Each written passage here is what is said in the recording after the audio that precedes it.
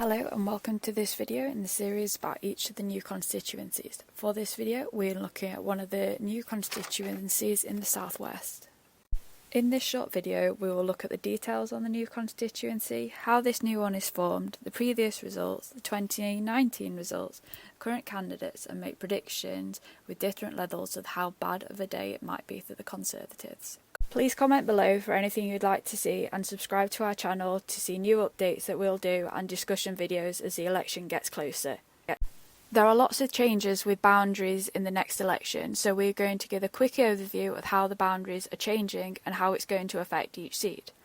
Only 65 seats, or 10% of the seats, are staying the same, so here we're going to compare how the new seat compares to the main one that is replacing. There are some huge changes, such as the city of Chester, which now has 2 seats, but some seats are being completely dissolved, with populations moved to neighbouring seats. So why are the boundaries changing? Every so often there are boundary changes to represent the current population movements. Some of them are based on land, without any population, and some of them are just because of population, for example new housing estates. 2021 was the census year, which has helped inform these changes. The last major change in the boundaries was 2010. Now let's look at some of the details about the constituency. There are 8 regions in England, with Scotland, Wales and Northern Ireland on a country basis. There are 32 seats in Wales, 57 in Scotland, 18 in Northern Ireland and an average of 60 in each of the English regions. The population can vary hugely. The highest is nearly 152,000, which is in Birmingham Ladywood, while the lowest is less than 27,000, which is in the Western Isles of Scotland, which also has the lowest electorate at 21,000. The average population is 103,000 and the average electorate is 73,000.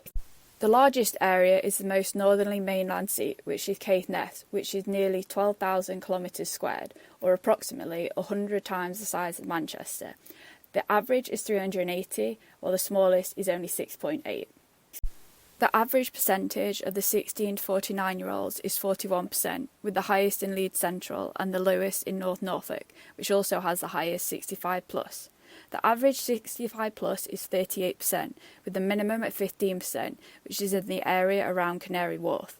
Density averages nearly 1,400, with the highest in Bethnal Green and the lowest in Caithness. This constituency has a boundary change. There is a boundary change here, but it hasn't taken in any more areas. When we're looking at the winner in 2019, it's a bit more relevant to the seats that are now made up from multiple old seats. Nevertheless, this is the result from 2019, with the winner and whether the seat was held or it changed. Here are the winning party and those that came second, and also the majority. The size of the majority is key when considering how this seat might change. Maybe not so much when there's a big Labour majority or Lib Dems, but for pretty much any Conservative seat, it's possibly not considered safe, bar a very extreme few. The same for the SNP. Some of these are really up for grabs, particularly for Labour and the Lib Dems.